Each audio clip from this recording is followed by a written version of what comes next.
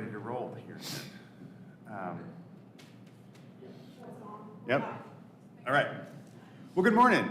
I'm Andy Barnett. Welcome to the November Affordable Housing Advisory Committee meeting. This 13-person committee functions to advise the city leadership about affordable housing policy issues and priorities for city funding. We work with the Housing and Community Development Committee of City Council to forward our recommendations to the full City Council. All committee members and staff are now participating in person and sitting close together to each other. We're streaming live on our Virtual Engagement Hub, which is accessible through the Virtual Engagement Hub link on the front page of the city website and also linked on the committee page. You can also watch the meeting on the city's YouTube channel, either live or recorded, and Sasha reminded me the other day that if you watch it recorded, you can speed it up so that we all sound like we're talking really fast, which we can't do live. Public can listen into the meeting also by calling 855-925-2801 and then enter the code 7663.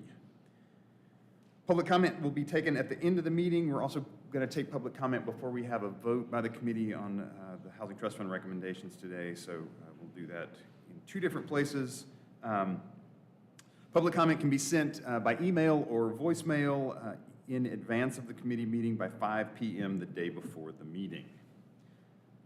All right. So that's all the stuff I have to say at the beginning. We'll start with a roll call, and we have some new folks on our roll today. And once we get through the roll call, I'll give them a chance to introduce themselves a little bit more fully. So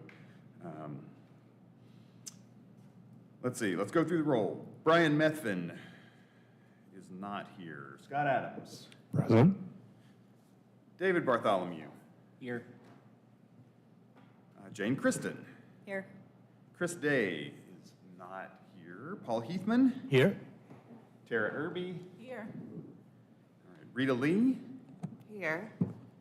Chantel Simpson is unable to join us today. Babs Phillips is also unable to join us today. Stuart Zeiton. Here.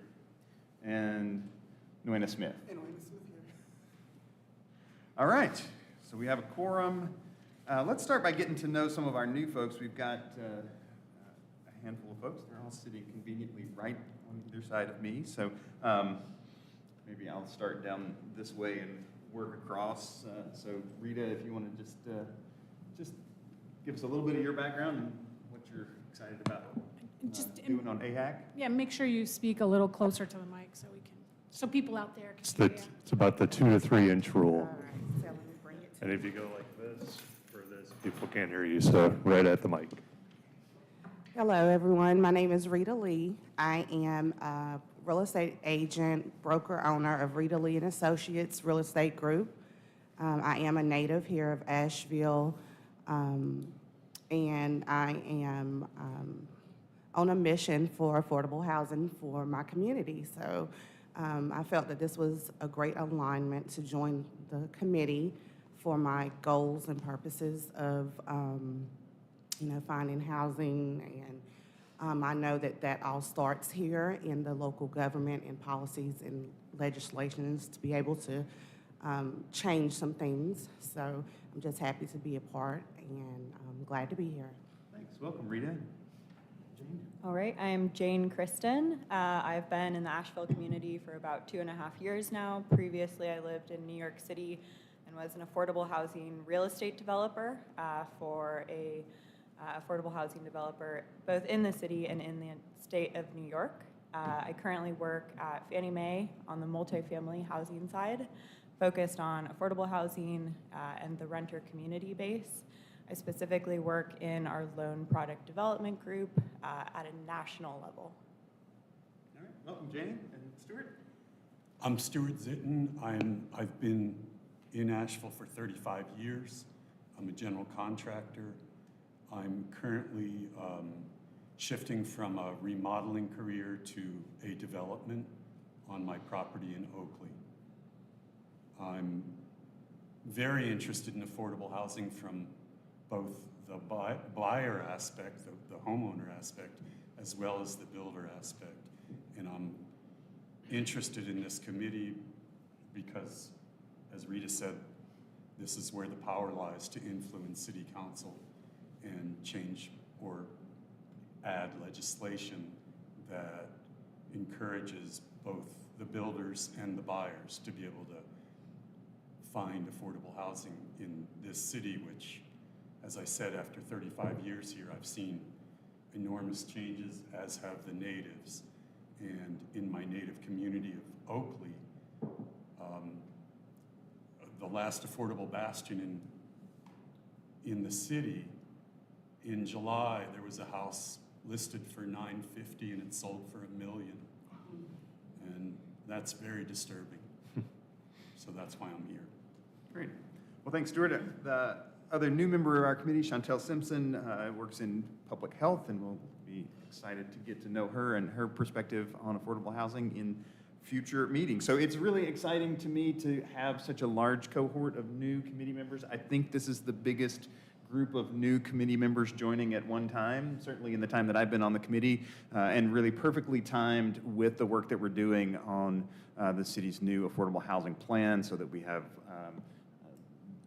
a full committee and lots of folks who are involved in that planning process, and then we'll remain involved in the committee through the initial implementation of that plan as well. So, all right. Can I just really quickly, I wanted to introduce Hunter Spitzer, who's our new employee in my division. And Hunter comes to us from Development Services, so he's within the city, so he already understands how the city works. He's got a very big brain, so he's going to be running circles around me. And yeah, I don't know if you want to say just a couple of words. Good morning, everyone. My name is Hunter Spitzer. I'm the new affordable housing specialist, and I'll be doing technical analysis on the Housing Trust Fund and low-end land use incentive grant program. Welcome. And whatever else Sasha asks me to do. Great. It's really great to see the city getting fully staffed around affordable housing. That's been a big priority of this committee, to make sure that we had the people power in city government to carry out the policies that and the big goals that we have as a community around this. So, welcome, Hunter. All right, before I forget it and get into other things, let's vote on the October minutes. So did everybody have a chance to take a look at the minutes? Need a motion and a second to approve those. I'll make a motion. I'll second it. All right, any discussion, comments about the minutes?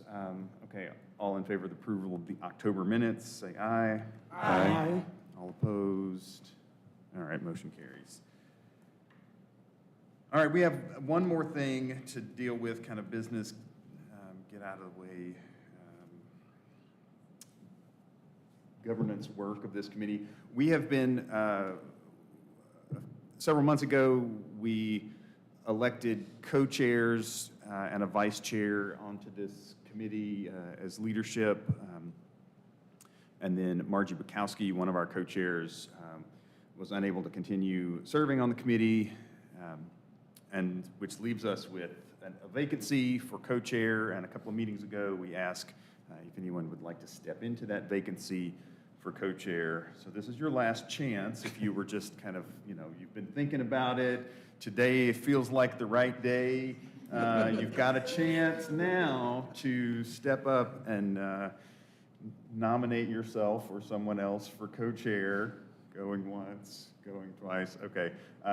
We're going to assume that that's going to leave me as, instead of being the solo co-chair,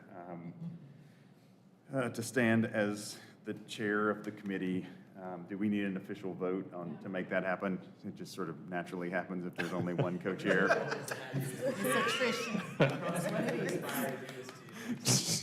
You didn't bribe Margie to move to Atlanta? So that we could, I think this was a setup from the beginning. All right. Ultimate goal achieved. Okay, so we got that business out of the way. Brian Methvin will continue to serve as vice chair, and if at some point the spirit moves you to serve as co-chair, we can revisit this arrangement. That brings us to 9:45 and our presentation from Vidila Sativka from Planning and Urban Design on the missing middle housing study. I want to thank Vidila for coming in a little bit ahead of when we thought we might be looking at this to share some of what they're learning from the missing middle housing study. I know we've had folks who have been involved in the committee who's working on that, Scott Adams, and we've heard a lot of the report back as the missing middle study has gone along, but I thought it was important for this committee to get a chance to hear the progress that they're making so that we're prepared as this gets rolled out, the final version gets rolled out to the full committee, that we have, we're knowledgeable about the study and its potential impact on affordable housing. So. And I also asked Vidila just to also kind of go over really, because of our conversation, of the background that was at the workshop, and so since folks are new, we're not assuming people know what all this is. So he's also going to do some just foundational setting the stage for future phases. Great. Great, thanks for so having. much. Yeah. Yeah, Vidila Satvika, Planning Department. Missing middle housing. We've used this image, and this image was developed by Opticos, which is the firm that we hired to do the work. They coined the term, and it refers to the stock, this block of housing that is within the dashed line, that is everything between single-family homes and larger apartment complexes that have kind of gone missing for the last 100 years because we've mostly been focusing on single-family and the larger side, and that a lot of our regulations have precluded us from building these in some of our zoning districts because of the decisions we made many years ago. So we're going to see the report looks into the viability for that here in Asheville, and it's actually part of our history. You can drive through lots of Montfort and see the scale of duplexes, townhomes, small apartment buildings, et cetera. So early this year, council approved our spending $85,000 from the planning department and $30,000 from community development to hire Opticos and their subs, Cascadia, to do this study. Cascadia is doing the feasibility analysis and a displacement risk assessment that we'll talk about a little bit. And they've been working since I forgot now when we hired them. I think it was March, and we're just about 2 months from being complete. So, what is the work? The study proposes to identify regulatory and policy barriers aiming to improve housing opportunity, diversity, and choice, and to provide a strategy to prioritize options to remove those barriers. The project includes this displacement risk assessment to analyze displacement vulnerability for anti-displacement strategies focused on minimizing possible harm from pro-housing policies. That's complicated, and you'll all be able to review the displacement risk assessment and the possible strategies. We should be getting this report, the final report, actually next week. And I think we'll release it publicly in the beginning of December after we're going to have a little bit of minor adjustments or review of some final changes.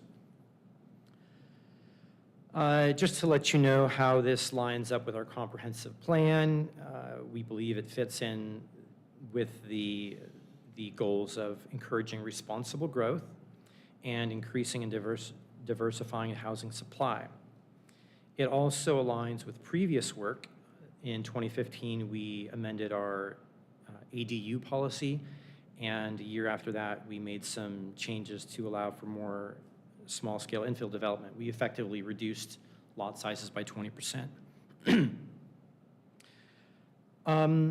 It's important to know how much land we have for housing when we think about this. You all maybe know this, but all the colors here represent residential zoning districts in Asheville that make up 64% of city land. And the yellow areas are those that are zoned single family.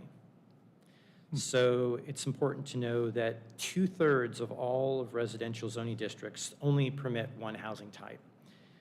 And that's something that has become more apparent in discussions nationwide about housing, because it obviously it's relatively consistent in all cities, and it's consistently a barrier because it's just one type of housing that's permitted.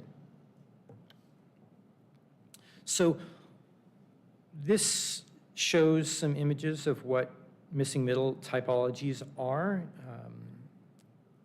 You can think of it really as a size of housing that is more or less the same bulk of single-family homes. Some of them might be considered large single-family homes, but they look and like something that would fit inside of a residential district. So they're really 2 to 3 stories max. Again, this is the type of structures that you see in other parts of Asheville. So you have live-work buildings where you have businesses down below, cottage courts. Here we call them cottage developments, which are smaller homes organized around shared open space. Duplexes, triplexes, quadplexes, small apartment buildings, townhomes. Some images of what missing middle housing is not. This is from a presentation that Opticos gave to the city when they kicked off their project. And I think, they shouldn't be big and boxy in form. They should, ultimately, they should look like they fit inside of the traditional neighborhood corridor. So even where they lack frontages to activate the street, I think the idea is that missing middle housing, traditional missing middle housing, is oriented to the street and is walkable because they tend to be organized around places where there is walkability. So it's not simply about creating housing supply. I guess that's one thing that's important to know. There's lots of ways to create more housing. We could just remove setbacks and have houses crunched together. That's not missing middle housing. That would undermine the feeling of community. So as part of the study, I'm just going to show a couple of images here, what we're expecting and what you'll see. The consultants did some testing to see what our typical zoning standards allow for and what we're getting and what we want. So this is sort of a prototypical 50 by 150 lot in a single-family zoning district, where after you take away the setbacks, the maximum bulk allowed is this structure that you would see. It's a 4-story building that could be quite long. In reality, it plays out something more like this, that would typically here be a single-family structure, because that's in this district, a single-family zone, potentially with a garage and maybe a garage accessory dwelling unit. So large single-family buildings that tend to be expensive and maybe somewhat out of scale with the neighborhood, because we allow 4-story buildings. But most, as you know, most Asheville structures are 1 to 2 stories. And then so they look at the form and make some recommendations. And in this case, the idea is actually recommending shorter buildings. So suggesting a downzoning or a reduction in maximum height to ensure that structures actually conform with the existing building fabric, but potentially allowing more units. So in this case, I'm not including all the text, I'm just sort of talking this through. They're suggesting that we could allow duplexes in these types of zones with ADUs, So you could potentially have 3 units on the same size lot, but it would be, they would be shorter buildings and more compatible. In this report, we're including, or they're doing a displacement risk assessment, and it's really looking at this triangle on the top right, looking at the vulnerability of neighborhoods, looking at how recent changes are impacting neighborhoods, and looking at the built environment to see where there is appropriate land uses and infrastructure to support more housing. I intentionally put these in here really small so you couldn't read them, because that's not trying to give you a sneak peek.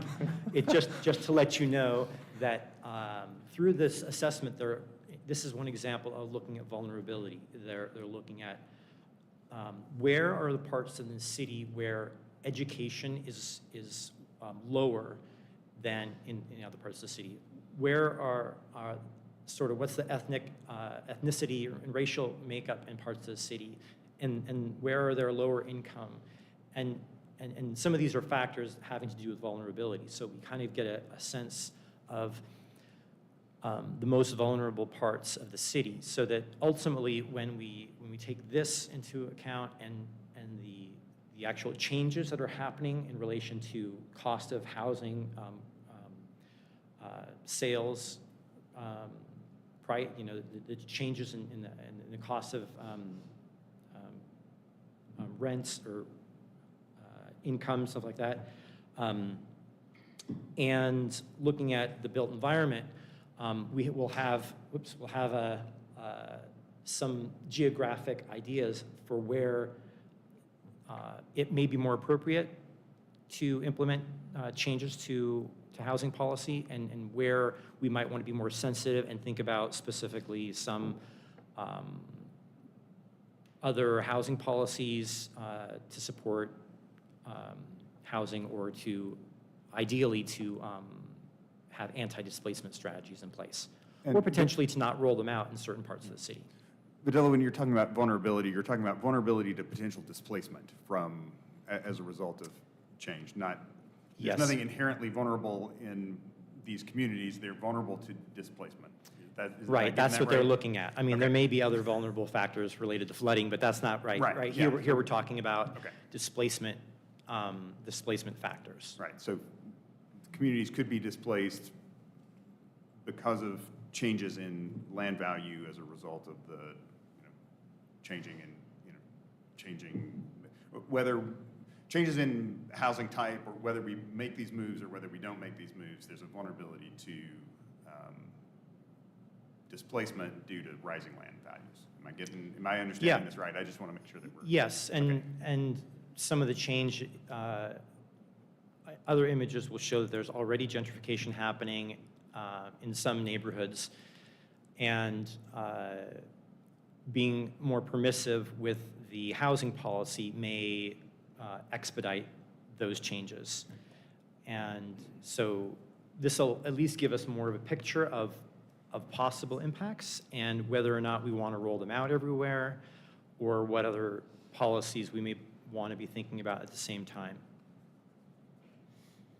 Okay? Thank you for that Yeah. clarification. And of course, they will highlight regulatory barriers and recommendations. The 2 images on the bottom left show, as part of their work, different factors. You can probably, well, maybe you can't read, but one of them, on the very left, says density maximum. And they have icons here that represent either it's not a problem, that the current zoning is not a problem, it's either supportive of missing middle housing, or it's uncertain and unclear. And so this list of barriers, a summary of the barriers will give us a visual understanding of where we can focus, or which zoning districts are most problematic. But then specifically, they'll have recommendations that will prioritize what they believe are zoning as well as policy changes that we should consider. So remember that these aren't These aren't changes. This is just a report that is going to sort of give us a guide for where to focus. And then it's really up to us to cull through and filter these recommendations to determine what we all collectively believe as a community are the most impactful, the maybe lowest hanging fruit if we want to implement some first to sort of stop the gap, stop the bleeding, so to speak. Last, our schedule, we should be getting this final report next week, and it'll go to the public with the final probably in December. We are thinking about making a presentation to council in January. That wouldn't come with any recommendations necessarily. It might just be, this is the report and this is a summary of it. And then in the spring to begin the public engagement, community conversation, and working with you all to think about what we are going to implement. And with that, I'll take any questions.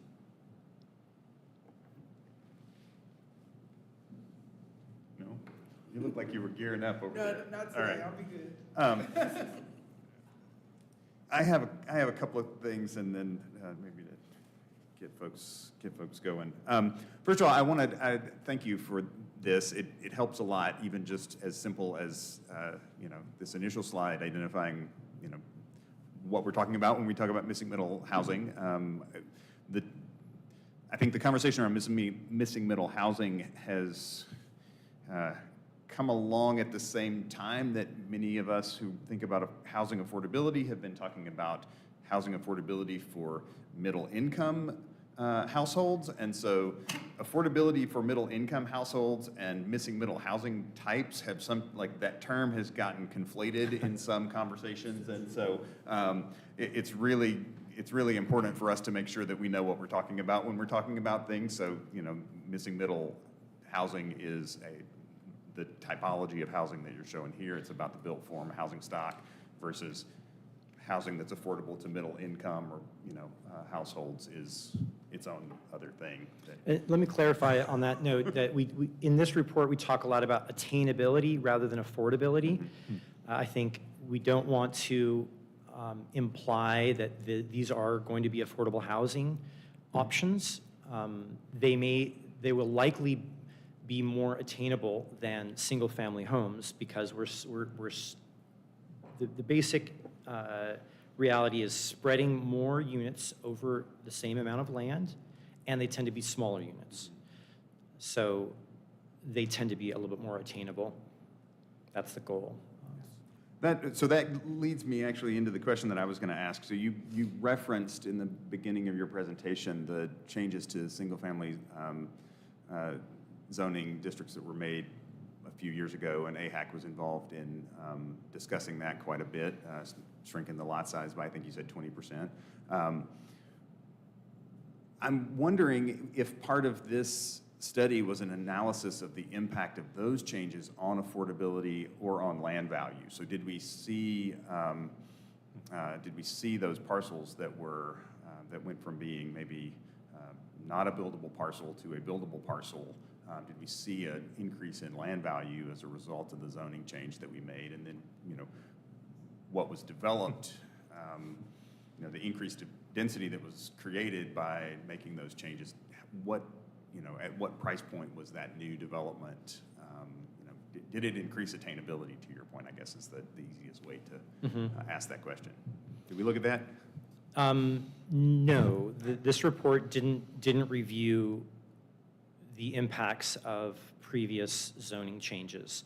They did review what we allow today and make some recommendations. I think, one thing that maybe is distinct in this report that I think we maybe did wrong is in 2015 we allowed for multiple units to be built on properties. Oops, did I do that? And missing middle is really trying to encourage some of this is theoretical, but to have one structure with all the units within that building, with the exception of things like cottage courts, rather than having kind of a whimsical placement of buildings on parcels that is not consistent with neighborhoods and can end up being problematic visually and for access reasons. We didn't worry about that, or we actually encouraged it in the way that we wrote the changes in 2015. But that's somewhat of a tangent. No, they did not look at that, although they are making some recommendations based on our existing rules and what they think would be better policies. Yeah, I was just curious if that would give us some indication about what the likely impact on land value and affordability might be as a result of, the next step in increasing residential density. Mm-hmm. But it sounds like it might be.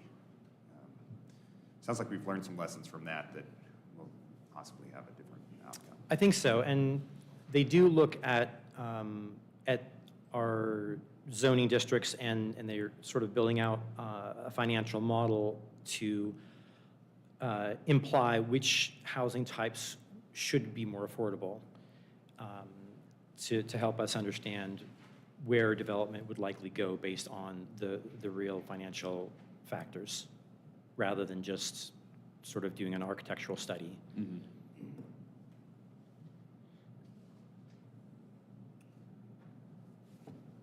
I knew you wanted to ask a question a minute ago. I had to let it like resonate or sit in there. I had to wait for the ancestors to give me permission to speak, but when you said attainability is not affordability, that hit me. And the thing about our community is that we need more affordable. I think those who have resources have the ability to obtain and purchase properties. And I love the fact the duplexes and everything, because I said before, I come from the inner city, so I understand those things. But Asheville's a beautiful place, and just to make affordable units smaller is not the answer. A lot of us have, like I always say, I need a 3-bedroom. I know there's women out here with 4, 5, 6 children. Smaller is not always better. So I feel like making sure that whatever we go on or whatever recommendations we provide for the city council, that we make sure that good closet spaces, walking doors, we want to pull up to our car, to drive up to our doors too. Just because we cannot afford $1 million home doesn't mean that we should be short-ended on the property, or wherever we live. Because most of us provide services in the community or are taking care of this city and county, and we need to be included in these studies. We need to be included in the process, but we also need to be included of having a great lifestyle here also. So I just want to say that. I could just briefly chime in on that. So I've been on the advisory working group as part of this, and an earlier iteration of the report that was released, I made this specific comment, and I think it's kind of a more general conversation about, however you want to term it, sort of family size housing, and that gets into a real discussion of either square footage sizes, somewhere between 1,000 and 1,400 square feet that's a realistic standard for doing some combination of a 3-bedroom, 2-bath structure, whether that's in a individual apartment or condo within a multifamily building, or if you're talking about an ADU, or even 2 duplexes side by side. So yeah, to your point, size is definitely a consideration, and I think the point that Badilla mentioned a moment ago, at least in terms of focusing on attainability, is the big focus of this is it's classic cheaper by the dozen thinking, right? If you were able to do a larger number of units in the same amount of space, theoretically your cost per unit should come down, again, if you're looking at land and or construction costs. And in terms of, I always differentiate capital A affordability versus lowercase affordability. I think this is definitely it's got the potential to focus on capital A affordability. It's definitely focused on lowercase affordability in that larger spectrum of just general community need. To Andy's comment about, I know we're trying to steer away from the term workforce housing, so moderate income housing, middle income housing. I think that's part of that bigger spectrum of lowercase affordability. But I think, yeah, there's a lot of good potential outcomes, from the study for both, zoning and policy implications and the larger, both capital A and lowercase a affordability spectrum. But yeah, to your point, family size housing, whether you're talking about, 2 people, 3 people, 4 people, is definitely important as well. And I'll add, we need all kinds of affordable housing. So right, this is one tool that will open up more possibility.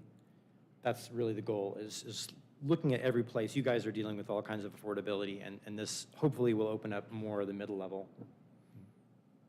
And I Yeah. take it that, sorry. No, go ahead. I take it that most of this will be considered as it relates to infill because,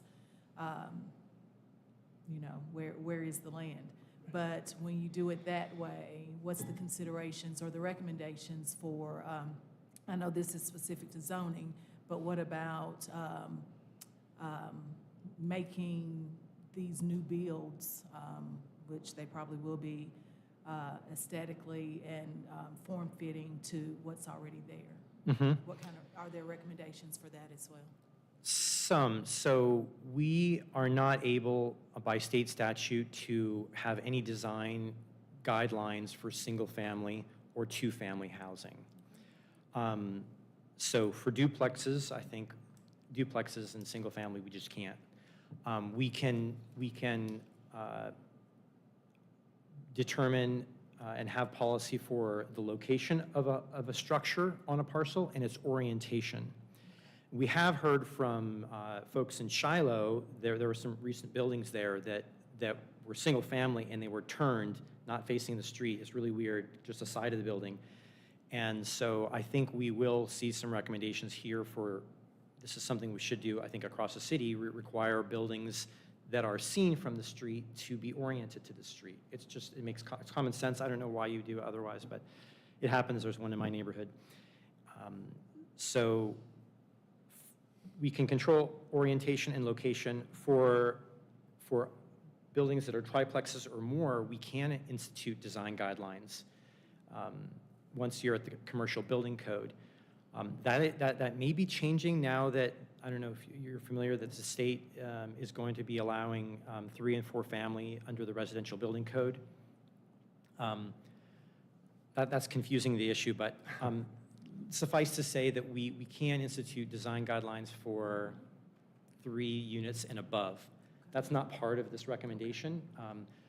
Other cities that have done missing middle housing studies have implemented template plans for some of these to make it simpler for the public to build them and to kind of encourage better design. So this is a long-term strategy that we could roll out with sort of pre-approved plans to encourage people to do this. That would be a nice result. Thank you. Yeah. Our housing and development have been really focused on cars, just so much of it is around cars. And so, yeah, it comes to mind that making sure we're always orienting homes toward the street, maybe just us worshiping cars again. Can you tell me more about that and why it's so obvious that you should do it that way? Well, the historic pattern of orienting the buildings to the street wasn't about the cars. This is, if you walk through Montford, a lot of this is, built at the same time the cars came about. They don't even have driveways, but they're near the sidewalk. And so cars parked on the street, or in time they made a small strip of land going to the back for a parking lot. So, if we were serious about walkability, and our comp plan is, I think we would roll out policy that requires parking to the side or the rear. It tends to be more expensive, or at least that's what I hear, because you have to put more asphalt or concrete into the back, and there's more design. That still is questionable to me because, I don't know, it seems like you could move the structure closer to the street. So I think I think there's some work to be done there if we want to support walkability in thinking about how to encourage parking if people want to provide it. Well, currently in most districts, we do require it. There's even the question of off-street parking requirements and whether or not and to what extent we should require them, or should we let the builders determine how much parking they need and whether or not they need it. So some of these questions will be addressed here. They're going to make recommendations even for parking. Could you go back to your slide of what it's not, what missing middle is not? I think it's, for me, it's also about the social fabric of your community. It's, you know, I was on trick or treat, you know, I'm on my porch, I look over, I talk to my neighbor, and he's on his porch. That's like, if my house was turned, that interaction is not happening. Like an in-facing community, like the. That might be the one exception, like a cottage development or a co-housing development. There are some exceptions to this. They're creating their own community, but they also do turn their backs on the larger, like there's one in at the bottom of Vermont. It does kind of turn its back on the rest of the community, but I think generally it's about social fabric and building community and having the interaction with your, it's not the only thing it is about. I'm not negating anything Vidila just said, but also, it's also about just how we interact as people. And when we don't, when we just turn our backs on each other, we're losing that community piece. Yeah. I'll say that I walk the city a lot, miles every day, and my favorite places to walk are not the sidewalks that are right on the street. They're always the sidewalks that are the greenways and the, you know, places that we've gone above and beyond to design, you know, something more attractive and safer, much safer. Obviously, if we had been thinking about pedestrians over cars, we wouldn't have put pedestrians next to 50-mile-an-hour hunks of metal, you know. Yeah, this is, you know, some have described this as the largest misallocation of resources in the history of the world, which is suburbanization and all of that mess. And, you know, the Multimodal Transportation Commission is working on this, and the city has goals to try to go in that direction, but it's very difficult, especially when NCDOT oversees all of our major arterials, and daily they're waking up to, you know, facilitate more cars. I mean, there's the turn here off of 240 right onto Charlotte Street. They just widened it to add more turning lanes, and you know it's going to make a crossing wider and less walkable. So this is it's a huge challenge and a huge problem, and I'm glad to hear that even Affordable Housing Committee is talking about this, because we need to really look at it more aggressively and seriously if we are to make this more of a walkable community, because the current is going against that direction in spite of our goals. Yeah, just on that, I think it's important for us to remember, and this is where many of the voices of people with lived experience are so critical to this conversation, is to recognize that many of our low-wage jobs, which are the work that our lower-income households do, are very car dependent. They're not located in, you know, Center City. They're not located off of transit. They're, you know, home health aides or you know, cleaners or whatever it might be, where they're in multiple locations throughout their workday. That they're working in locations that aren't transit accessible. So we really need to think about, you know, who lives in our affordable housing and what their, you know, what represents quality of life to them as we're thinking about, you know, the built environment and what represents quality of life to the community as a whole. So the car question is always, you know, is always a huge issue, I think, when we're thinking about space planning around the development of affordable housing and the assumptions that we can bring to that. You know, if we neglect to understand the real lived experience and what represents quality of life to the folks who are going to ultimately live in homes. Yeah, I completely agree, and I think we need to be making incremental changes, but the reality that we live in is we're a car-dependent culture, and we have to respect that. Could you speak to if the report considers rehab for these new types of missing middle housing?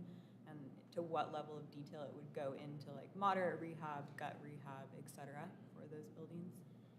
I'm not sure. I have read it twice, but I don't remember to what extent. I know we talk about some adaptive reuse and rehab, but yeah, I'm not sure I can answer that.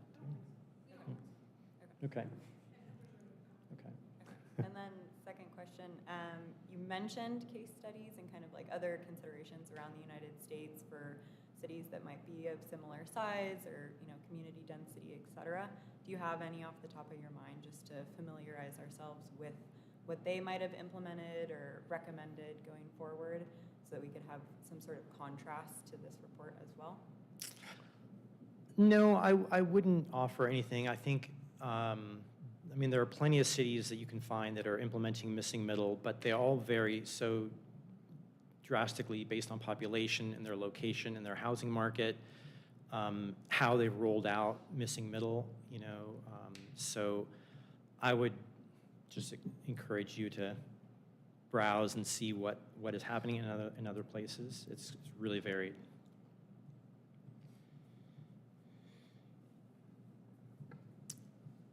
All right, thank you. Yeah. Thank you. Thank you. Thanks, Vanilla. All right, look at us. We're right on track with our timing on our agenda. So much, yeah, right there. So we're moving on to our work plan discussion, so the work that this committee has been doing, and I'm going to backtrack a little bit since we have so many new folks on the team this meeting. We had four big items on the work plan for AHAC this year. They were to update the affordable housing plan, which we're going to hear kind of the status on that in just a minute. And we heard a large presentation last month. I would encourage our new folks, if you weren't, since you weren't here, to go back and maybe review that presentation in the video of the meeting. That's going to be a big piece of our work going forward. And then another one of our work plan topics for this year was participating in this missing middle study that you just heard about. So we had folks who were, Scott and Emily were both involved in that work, and we have been following that a little bit along.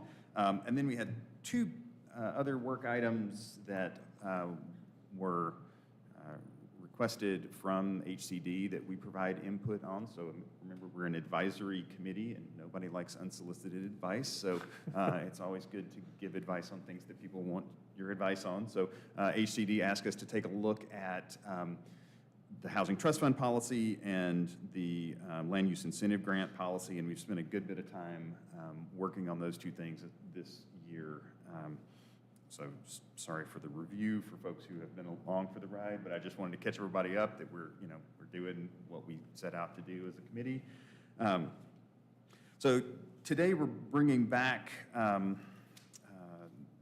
the discussion that we had last month around our recommendations to HCD on Housing Trust Fund policy.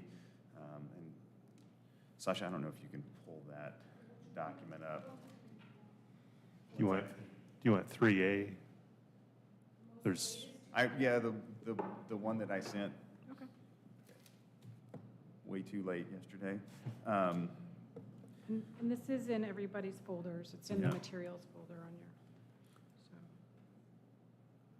So our process to get to this set of recommendations, again, just as a little bit of review for our new folks, was really to look at the usability of Housing Trust Fund for the potential applicants or developers who might be pursuing resources through the Housing Trust Fund, as well as to reach out to the folks who are constrained by their income in their housing choice, so that we could really make sure that our housing incentives were doing the work that the community most affected by our affordable housing policy decisions were interested in seeing. So we've our two different task forces, the Build and Connect task forces of this group, took on those two different pieces of input gathering, and then we formed a separate task force to put all of that into the draft policy revisions that you, or recommendations that you see here.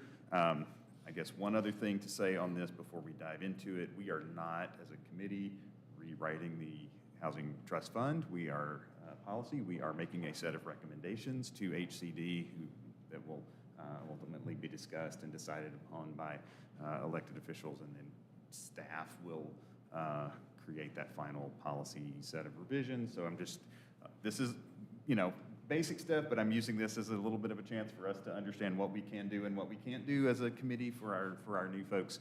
And also to remind myself as I was working on this that I didn't need to go through and like send you a marked up version of the existing document, because that's not what we're really about. So in a nutshell, well, let me say for folks who were in last month's meeting, we left the discussion of our recommendations with two questions. One, should we add language around grants as an eligible use under the Housing Trust Fund? The answer to that question, legally, under the North Carolina statutes that allow us to have a housing trust fund, they will not allow us to use housing trust funds as a grant. We can do very low interest, very long-term loans that function largely as a grant, but we can't do direct grant funds. So we looked into that to clarify in this set of revisions that's coming out today. We're recommending adding to the section of ineligible activities some language around our statutory limitation around grants, just so that it's clear to potential applicants that we're not just being stingy, that that's something that we can actually do. So the other thing that we discussed last month was the need to potentially create a separate scoring system for rental developments versus homeownership developments. We spent a lot of time looking at that, and it really just came down to the point scoring around tenant-based rental assistance, and it seemed like it was easy enough to create, rather than creating a whole separate scoring sheet, to create equivalent scoring for ownership projects that would that were leveraging down payment assistance or homeownership vouchers. So it's accomplishing very much the same purpose as we're looking for, projects to leverage tenant-based rental assistance on the rental side. So rather than creating a whole separate sample scoring sheet for homeownership developments, this current version of the document just adds an equivalent level of points for ownership projects for that other use. So that is really the two key differences that from what the committee saw last time around. For folks who are new, that there are a number of recommendations that we're making. They really, there are a handful that are substantive, so just to kind of recap those for you. One is to realign the priorities in the Housing Trust Fund, both reflected in the narrative section in the document that outlines the Housing Trust Fund priorities, and in the scoring criteria, to align with what we heard from community members, shifting priority from really to put greater weight on the number of affordable units created versus and the depth of affordability of those units relative to the previous version put greater weight on longer-term affordability and developer capacity. So those are the two things that kind of shifted the most in the ranking. There are a couple of provisions, one in particular allowing Housing Trust Fund dollars to be used for off-site infrastructure development that we're recommending be added as an eligible use. Again, this came from our build team and their work looking at regulatory barriers to affordable housing. So if someone needs to extend a sewer line to a parcel to make that parcel developable, there currently isn't an eligible use for Housing Trust Fund loan funding, but would be under the recommendations that we're making. The other area that, a third area that we have really kind of beefed up in our recommendations is the way we look at projects that use tenant-based rental assistance. So the previous, or the current version of the Housing Trust Fund policy encourages developers to hit an affordability target at 60% of area median income. We're really encouraging another option of achieving the affordability goals in the policy through the vehicle of getting to a fair market rent level and leasing to voucher holders as another pathway to achieve the affordability goals of the program. That's been a big topic of conversation on this committee, is looking at barriers to folks accessing affordable housing. One of those key barriers has been discrimination based on source of income, which brings me to the fourth big thing that's different in our recommendations, and that is changing the language around in the fair housing section of the document to identify source of income discrimination to protect that in units that are recipients of Housing Trust Fund funds. So that is a nutshell of what is in this set of recommendations and what changed since the last meeting, and we'll have a little bit of discussion and then we'll hopefully are ready to vote this set of recommendations to move forward to Housing and Community Development Committee. So any questions about that? Just had one quick question on the scoring criteria under long-term affordability. Is long-term affordability, I guess, is it defined, or is it defined anywhere in either in the UDO or other city documentation? I know there's the general sort of standing practice. I'm just curious if there's any standing definition. Is 20 years the working I mean, 20 years is assumption? kind of a standard. I would Okay. not call that long-term for us. That's, yeah, one of the things that definitely comes to mind is that the difference between rental affordability and ownership affordability is certainly that ownership is permanently affordable and can't change, whereas whatever long-term, whatever we decide long-term means. Right now, 20 years feels like a long time, but 20 years from now, it'll be over and we'll all still be sitting here, right?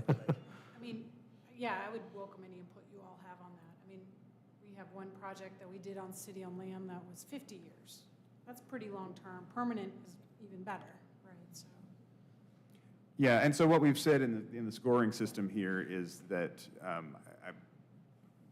we have, I believe the current Housing Trust Fund program requires, I think it's 10 years of affordability as a baseline, and then we're allowing projects to score an unlimited number of points for each additional year of affordability. Okay. That's guaranteed. So there's some degree of nuance there. Councilmember, you want to weigh in on this? This is I do, Councilmember 'cause Antoinette Mosley, the liaison to AHAC. Because my glasses are off, so I wanted to make sure I'm saying. So it's the same number of points for 60% AMI and a voucher? So one doesn't get even more points for renting to a voucher holder? It's the same whether, So Yeah. it's not an either or. You would get, I think you'd be getting both. yeah, you'd get more Almost points. every case, I would bet that you would get both if you accepted vouchers. Okay, help me with the numbers. Okay. Yeah, just so I can understand. So if we're looking at the number of affordable units in the first scoring criteria, you are getting those, 5 points per unit affordable to someone at 60% of AMI, whether that person who is at or below 60% of AMI is using a voucher, or the developer is capping the rent at a rent amount that's below 60% of AMI.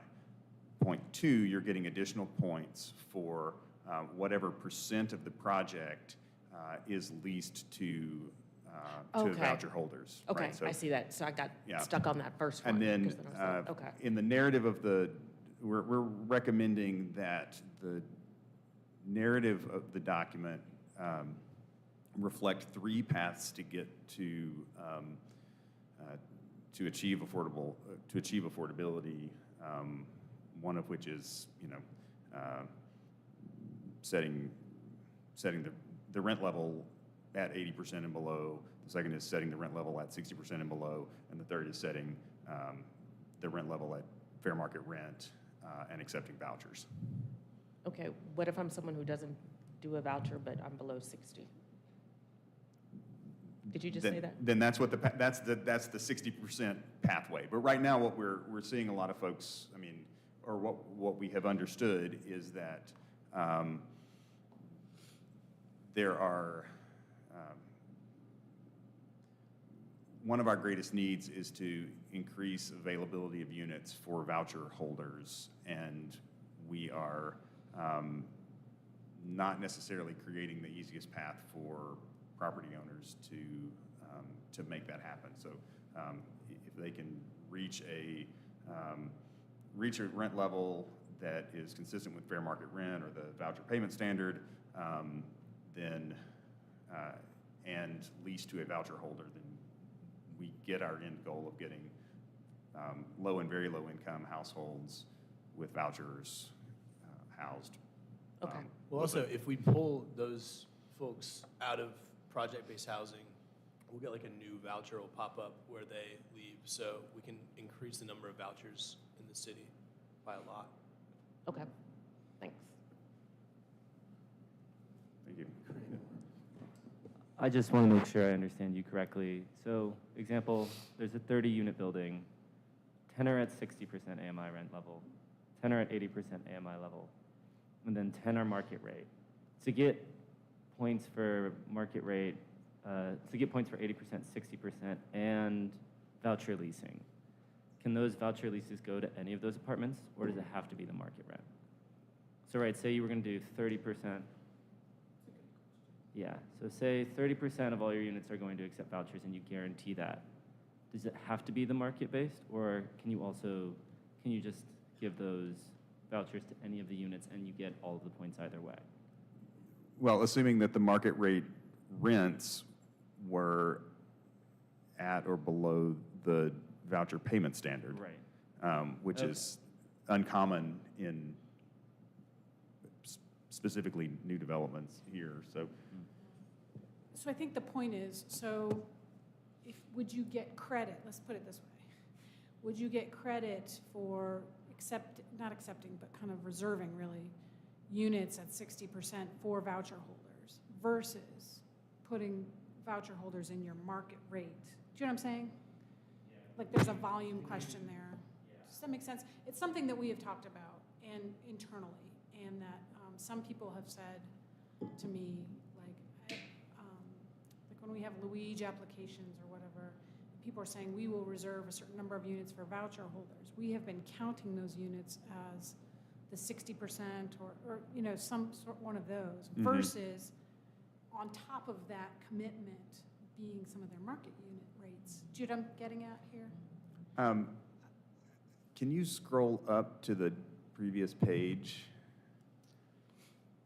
And I don't mean to throw a wrench into the works. Yeah. But, it is something that's been coming up internally and we've been talking about. Are you saying, is it a question of either double count or potentially double counting, or?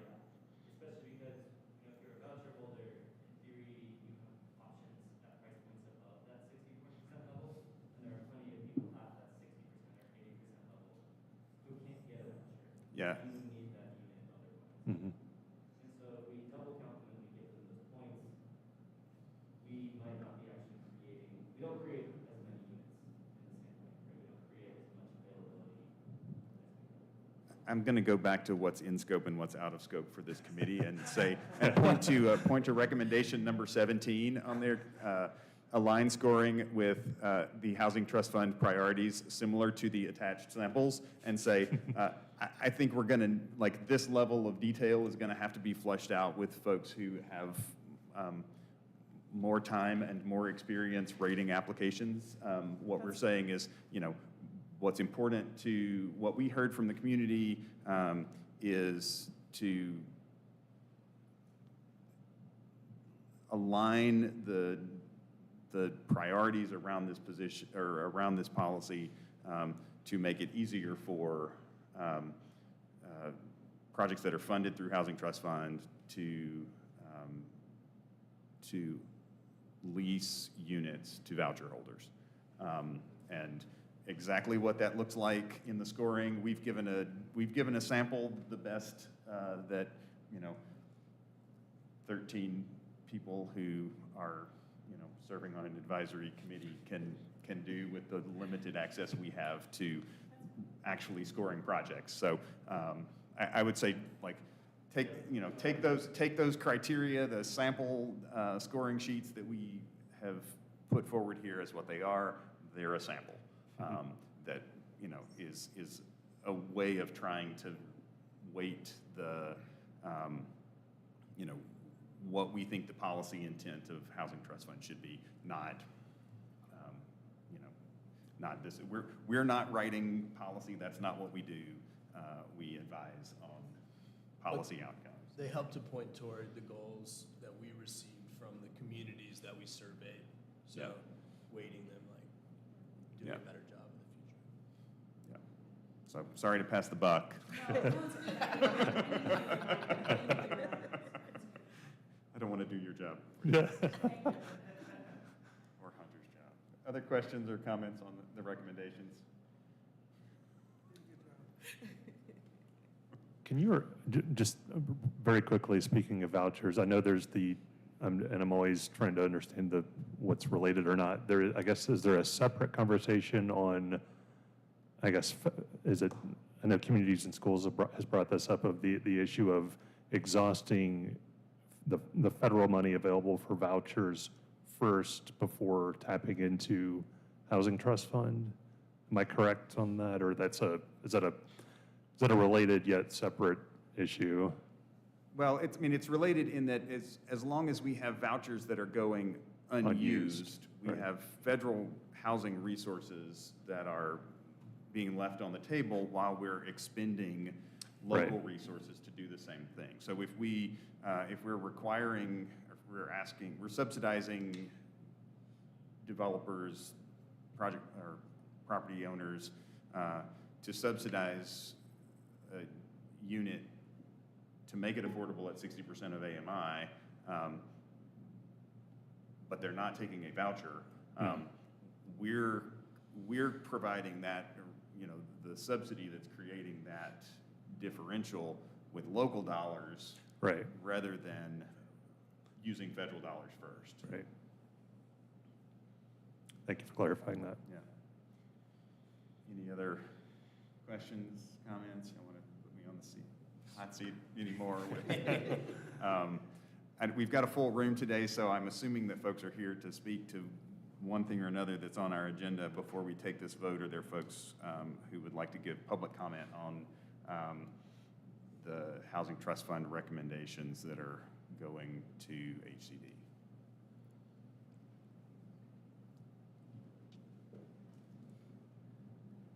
Good morning. Morning. My name's Cassidy Moore, and I'm a resident of the city of Asheville, and I'm also the Government Relations and Grants Manager for Asheville Habitat for Humanity. I'm here today to express my support for policies that prevent source of income discrimination and increase rental assistance acceptance in government-funded or incentivized projects. Source of income discrimination occurs when a housing provider denies a person a lease for housing based on income that they use to pay rent. This includes housing choice vouchers, VASH vouchers for veterans, child support and alimony, student loans, inheritances, disability checks, and any rental assistance that comes from a community organization or government entity. Source of income discrimination plays a large role in compounding Asheville's affordable housing crisis, leaving many families perpetually stuck in substandard housing or even worse, homeless. Research shows that rental assistance reduces homelessness, overcrowding, and housing instability, and gives people with lower incomes more choice to live where they want. Despite their effectiveness, rental assistance programs are vastly underfunded and underutilized. Once a family has secured rental assistance, it's often really difficult for them to find a housing provider who will accept it. According to the 2021 Western North Carolina Housing Needs Assessment completed by Bowen National Research, 965 housing vouchers issued in Buncombe County go unused each year. These federal resources should be fully utilized to address our affordable housing crisis. Improved policies such as AHAC's recommendations to HCD will help us get closer to the goal of ensuring every single available housing voucher is put to use in our community. So thank you for your hard work on these policy recommendations. And I do have a few, I know some of you got these last time, but if you didn't, feel free to take one. All right, thank you. Any other public comment? Good morning, everyone. My name is Whitley English. I am a resident of Asheville. I lived in public housing all my life. I am a recipient of the Housing Choice Vouchers. I live in Maple Crest. I'm also a community health worker and a community holistic wellness educator. And I am here today as a Habitat community advocate. And we are here today to support the policies that prohibit the source of income discrimination and improve the acceptance of rental assistance and government funding or incentivized housing developments. I am here with my lived experience to support the community in whatever ways I can, and I am trying to get my own home if and when, if that's possible. Thank you. All right, thank you. Hi, good morning. My name is Sam Ruark. I'm the director for Greenbuilt Alliance, and we have a program called Greenbuilt Homes, which Habitat for Humanity is the biggest builder of, and also Mountain Housing Opportunities also builds to our standard as well. And it's great that the local housing, affordable housing providers in this community are also into energy efficiency and green building.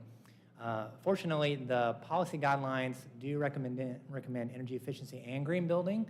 However, the point system currently does not have any points available for energy efficiency and green building. So that's one of our recommendations, is that when developers come and they get this point sheet and they say, oh, the city really values energy efficiency and green building, and therefore there's points available for those as well. So our nonprofit is also available to meet with developers to help them understand the benefits of energy efficiency, water conservation, indoor air quality, protecting the site, and making the homes more affordable for occupants so that we don't have to keep paying high energy bills and things like that. So thank you very much for your time.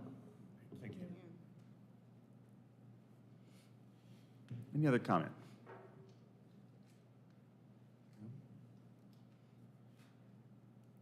Any other discussion by the committee?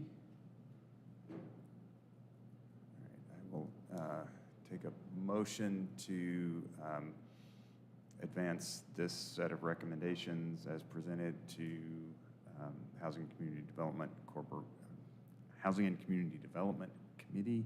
The endorsement of the. I motion to advance. Okay, and a second? I'll second it. All right, one more chance, any discussion? All right, all in favor of advancing this set of recommendations as presented? I'm sorry. What about what he just said about the green building? Is that included in this? I know that we don't want to go back. Well, what he said was true. Is that already included? Could it be included? Is it too much? It isn't, do you want to speak to what's in the existing Housing Trust Fund policy around green building? I would have to go back and look at the existing point structure. Was it in that existing? I know it's an existing priority. It's one of the things that is in the top of the policy. I don't know if it's in the existing scoring table. Yeah, could you scroll up to the first numbered point? It's the last bullet point. It is. In my document called City of Asheville Housing Trust In Fund Policy. in the current policy. In the current policy, yeah. This is from December. I think we can go back to the, we can go back to, recommendation number 17 of this saying, align the scoring based on, community priority. We're not creating the scoring no, sheet, right. so if ultimately the,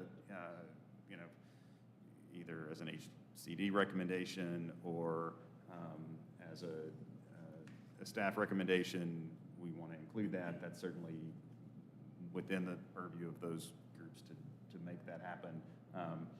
I think it's not something that we've considered specifically because it's,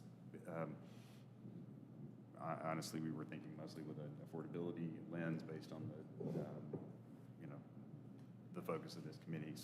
So it is in the current scoring that was adopted. Mhm. It says energy efficiency, tier 3 is of importance, maximum points 5.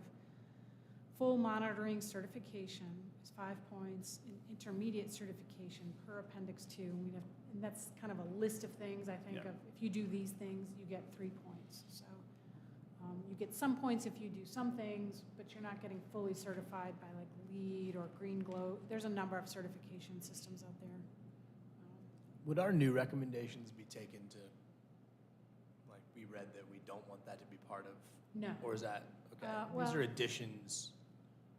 We don't want to displace What that. do you want it to be? I mean, I guess we're getting into the details here, but, I mean, I will say, just to make sure this is super clear, you all are recommending this to HCD, as Andy said several times. Staff is also going to make recommendations to HCD, so I may not agree with every single thing you've got here, so just a warning. But, or I should say, we're going to do some more analysis of what the impacts of your recommendations. I mean, discrimination, we're all on board with that, just more the technical impacts of things. But we could, I'm hoping, we don't have a lot of time, but since Hunter was a math major, we're gonna look at some past projects and kind of score them with your new criteria. Maybe we could also look at the energy and efficiency. It's a small enough amount of points that maybe it's, it doesn't hurt to have it in there. It's not getting away from your bigger affordability goals. I mean, clearly that's that's highest priority for us as well. So. I mean, the affordability as it relates to green building is lower bills each month. Yeah, more expensive to build, but cheaper on the. Yeah, I guess just thinking about passing on potential costs to homeowners or renters, and sometimes, or at least from various industry members, they have pointed to cost of building being more expensive. So just a consideration to keep in the back of our mind when you're scoring, would that be passed along to the renter or the homeowner? So would that be increasing homeownership or renter expenses? I think it makes sense certainly because it's already from the standpoint of the existing criteria, I think it's something that if you all in HCD are open to it, to review that. And to your point, it's currently a relatively small percentage of points, but it is, and to your point, I think as, the end recipient of the housing unit, your long-term energy costs are a consideration. So I guess I would maybe just make the recommendation that staff could certainly consider that, since it is an existing criteria, and in consideration of the currently recommended changes that we've received, which were, just to clarify, largely driven by the community survey that we did earlier this summer. And it's, to my recollection, it's not that energy efficiency was or was not asked about, but it's really just what was reported back to AHEC. So all that being said, I think it's important to probably still have that as a point consideration in there, but leave it to you all to figure that out. Scott, are you making that as an amendment to the motion, or? Yes, if I can, trying to think of the wording for staff to consider incorporation of the existing energy efficiency standard into the criteria. And then Tara would have to accept that amendment because she made the original motion. I accept. So can we have a second of that final? Second on the friendly amendment? I'll second. Okay. Now, any more discussion? Are we ready to vote? Okay. All in favor of the motion as amended, please say aye. Aye. All opposed, no. All right. Motion carries with a unanimous voice vote. All right. That's great. Y'all, we got something done. It's been a labor of love.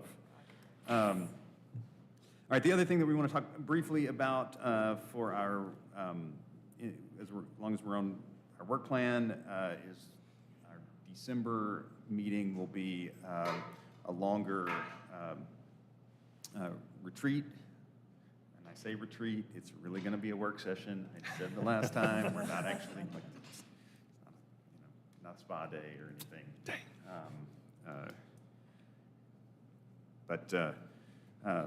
So that is December the 7th, and I think the time we're looking at for that is 9 to 1 as the time for that. So a little bit longer session, but a chance for us to dig in to a couple of things that we have coming up at the end of every year.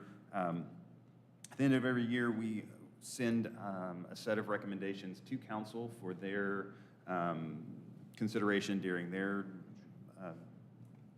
February work session. So we will need to develop those. I think the last year's recommendations were in the packet or are available to you if you want to go back and refresh your memory on what those were. So we will spend some time at our retreat working on that set of recommendations. We also need to create our work plan for the year, so I've referenced that. You can see here's my fancy work plan from last year. It's well loved. We're going to make sure that we stay on track with the things that we want to get done next year. So that we'll spend some time during our retreat on that. The other thing that I'm working on for that retreat agenda is several folks have mentioned wishing that we had a more complete understanding, wishing that they had a more complete understanding of all the different things that are going on in the housing landscape or housing ecosystem of policies and what individual organizations are doing and kind of how things all fit together. So we're going to work on having a little bit of time to look at that on December 7th as well as a chance just to get to know some of our new folks and for y'all to get to know us a little bit more. So any other topics that you would like to see on that retreat as we're doing the planning discussions that you want to make sure that we get to in that time? Could we have a conversation with Housing Authority again? Or have the new CEO come out? Welcome her to the community. Let her know that she has some friends on this board. And I think that'll make, will have an impact on what we propose to work on for the next year. How can we support the community? How can we support Housing Authority? And how can we put that in our model going forward? Okay. Yeah. I think we can, I will, if we don't, if we're not able to get on her schedule for the 7th, we can look at inviting the Housing Authority CEO to come to one of our meetings and do a presentation much like Vidilla did at the beginning of this meeting. So we'll make that happen. You mentioning that makes me also think that we've got several other new leaders in the housing sector right now, new MHO CEO, lots of other folks who are kind of stepping into new roles in the local housing ecosystem that it might be worth us getting to know. So, other thoughts? That's a great addition, Noina. Any other thoughts for our? The UDO changes, cottage stuff. Okay.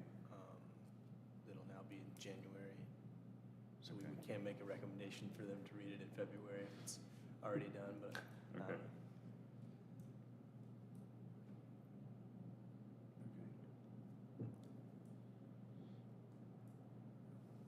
All right, I want to have along these lines, thoughts around how we put our recommendations to council together. We'll spend some time with that on our December work session, but last year we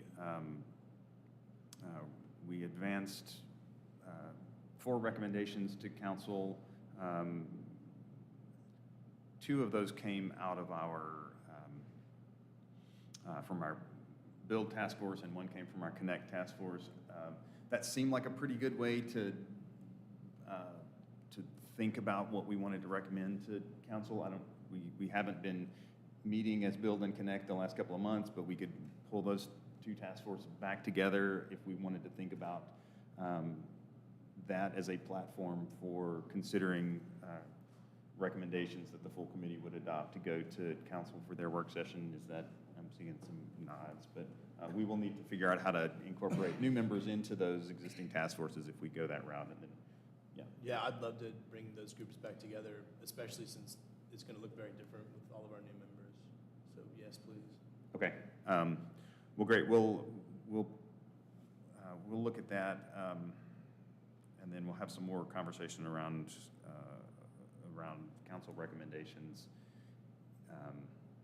in December. So you can give some thought to that. I mean, I think one of the things that's been a big topic for us throughout this year is the conversation that we've had today around voucher utilization and how can we try to move that forward. And I think there's potential for us to issue a larger recommendation around, I mean, similar to what we said specifically in Housing Trust Fund, but something that would cover, all of our work around affordable housing, make that a recommendation. That's one of the things that comes to mind to me that,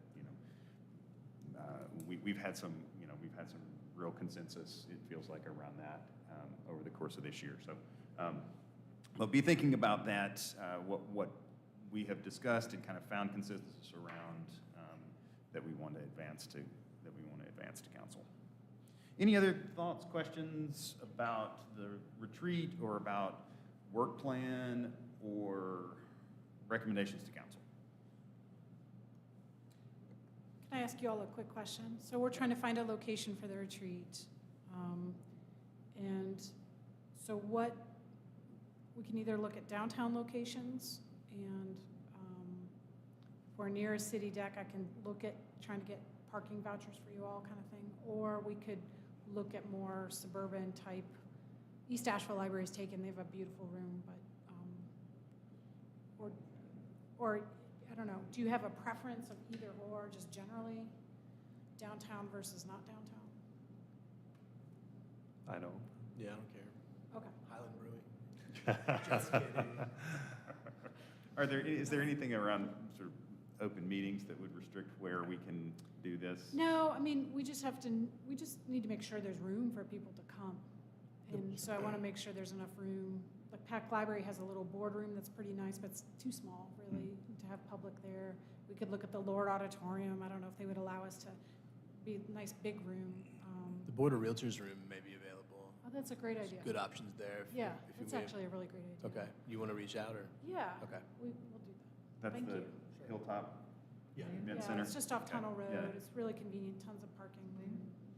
Next to Church. Tunnel Road, it's near, Right It's, behind the liquor store. it's the Land of the Sky Association of Realtors building. Lots are. Okay.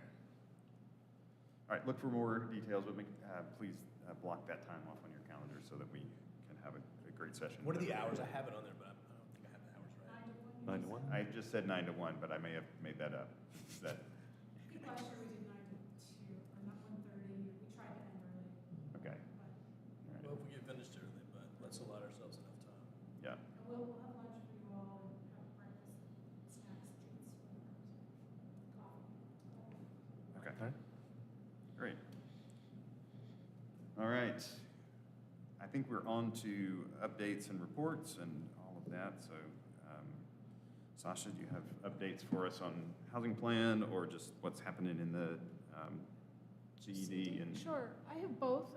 So for the affordable housing plan, we're all working furiously and a little overwhelmed, but we did a stakeholder, actually we did it right before your last meeting, we did a stakeholder analysis with Buncombe County engagement staff and had a great conversation. We've been reaching out and working on this, forming this roundtable. Still have some invites out to get. They are working on their data update, housing needs assessment and data analysis. We're pulling some city data. And they're also starting to work on our city tools analysis. It's a little tricky because there's not, like for Louise, our land use incentive grant, there's not a ton of data. So it's a hard assignment, actually, in a way. So we're thinking about how, because I would love just their best practices recommendations, but we really want to try to base it in data, if at all possible. So that's where we are now, and we're still, dates may change. We're still working on, when they'll be in town and doing a big engagement. Or I'm just worried things may get pushed back, but because we want to maximize engagement. So, but it's going well. And is there a target date for when that engagement, that larger engagement? We would were happen? looking at early December. I feel like after December 14th, we're done, right? Like don't schedule after that date. So I'm leaving town actually, so people leave town. So if that doesn't happen, I don't know. I'm getting worried. So Okay. I know how these things go. So it might be the first week or two of January. But, Okay. for CED, we have a new Asheville Business Inclusion Coordinator that just started this week. He's remote until he can, he's got a few weeks of remote and then he'll be moving here. His name's Aaron, I want to say Davis, I don't know if that's right. Hunter just started. We have a new economic development specialist starting in a few weeks. We have a new business support person, Megan Greer. So we actually have somebody who helps us with contracts, and so things are like, just nobody can leave now. So nobody leaves. Starting to Things are gel. great. Yeah, it is for sure. What else? We have for HCD, which will be November 27th, so it'll be after Thanksgiving. I will be presenting your recommendations. I also have a land use incentive grant application for 115 Fairview Road I'll be taking forward. That's a pretty big project, 231 units, and they're requesting a grant for that project. Is that the screen door site? Or No, nearby? I don't think so. Okay, just mixing up addresses. Good question. I'll have to relook at that. And then also Fairhaven Summit, which was one of our Housing Trust Fund projects, and a low-income housing tax credit project has asked for some additional funding. So I'm taking that forward. They're trying to close before the end of the year, before interest rates possibly could go up. So we're trying to help them as much as possible. I will say interesting things are happening at Buncombe County, and they're considering, they're just looking at a lot of things. So that's, I don't have a summary for you, but I can work on that. For the new members, and I will share this with everybody, I put together an orientation folder, and we're going to add a bunch more things to it that we discussed with them, but I think it'll be good for everybody just to have access to that. So there will be a page of links in there as well to other documents. It has your bylaws in it and last year's annual report. We can also use it for your retreat. Our city organizational structure, our department organizational structure, and we're going to add some other things in there. I think that's it. If anybody has any questions.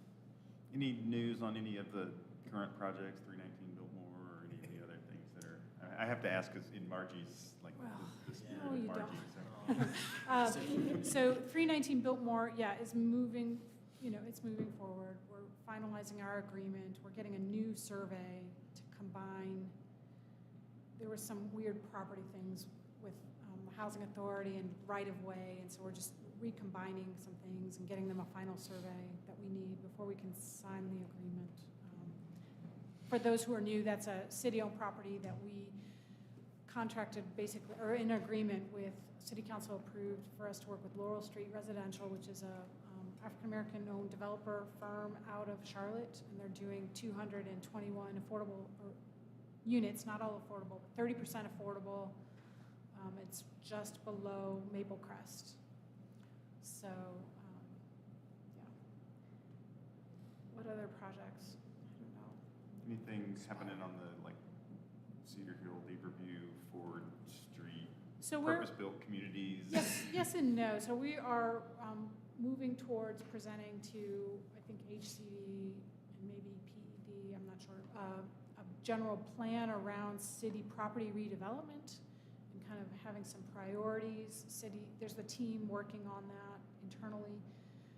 There is a job posted right now for a redevelopment manager, and that person would be a critical part of Beaverview. And we're having conversations with all our partners around that site, which is out on the edge of the city. I guess most people know where Beaverview is, but we own 40 acres. The Housing Authority owns approximately 20, very close by, but people are living there, and they've got a potential project there for infill development. So.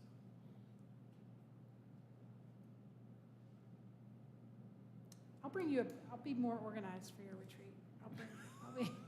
I'll bring you a fuller update at your retreat, and yeah, as part of Andy's presentation, we can also just maybe some housing trust fund history for everybody, or just even in your folder. Yeah. And maybe you mentioned Buncombe County. Maybe we'll try to get Matt or one of them to come in for a January or February meeting and give us a little bit of an update on what they're working on.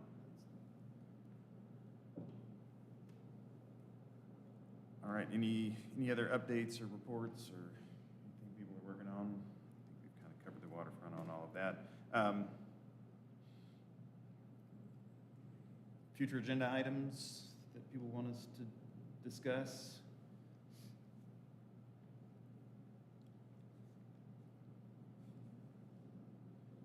Can we bring it to the retreat? I need some time to think. Yeah, I mean, I think that would be another really good thing to do at our retreat, is to try to map out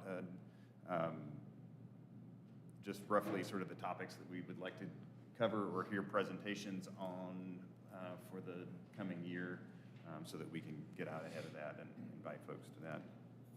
All right, and the only event reminder here or news is the retreat coming up, which we already talked about. Anybody else have events or updates, news that they want to share, things that are going on that committee members or the public might be interested in?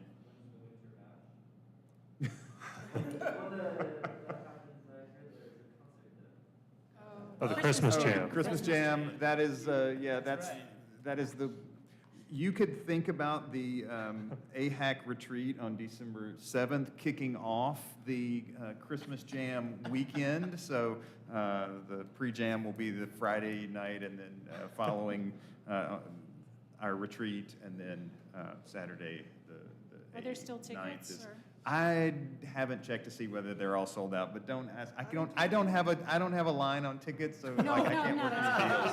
with I don't know what anybody's talking about. Can I get the Christmas Jam invite? So there's Warren Haynes, who's with this very famous band, Government Mule, is from here, and every year he pulls together the Christmas Jam, the Warren Haynes Christmas Jam, and he invites all kinds of famous people to come play at the Harrah's Cherokee Center in the arena, and it's a really big show, and it benefits Habitat.